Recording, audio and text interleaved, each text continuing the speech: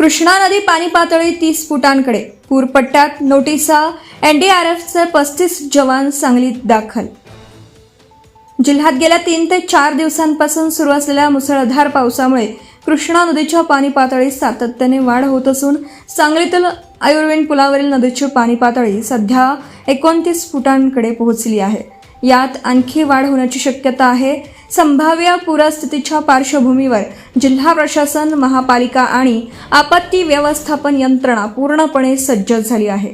वाढत्या पाणी पातळीचा धोका लक्षात घेऊन महानगरपालिकेकडून पूरपट्ट्यातील नागरिकांना सुरक्षित स्थळी स्थलांतर करण्याबाबत नोटिसा बजावण्यात आल्या आहेत.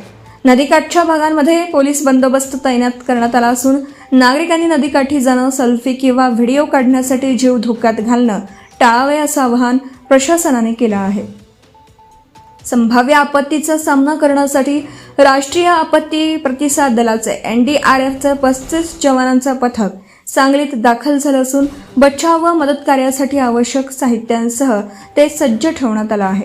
जिल्हा प्रशासन, महसूल विभाग, पोलीस, महापालिका, अग्निशमन दल आणि एनडीआरएफ यांच्या समन्वय ठेवून परिस्थितीवर 24 तास लक्ष ठेवण्यात येत आहे. पाऊस कायम राहिल्यास कृष्णा नदीच्या पाणी पातळीत आणखी वाढ होण्याची शक्यता व्यक्त करण्यात येते. त्यामुळे नदीकाठच्या नागरिकांनी सतर्क राहून प्रशासनाच्या सूचनांचं काटेकोरपणे पालन करावं, अफवांवर विश्वास ठेवू नये आणि आवश्यक असल्यास तातडीने सुरक्षित स्थळी स्थलांतर करावे असं आवाहन जिल्हा प्रशासनाने केलं आहे. Bureau report, police times news. Subscribe now and press the bell icon. Never miss an update.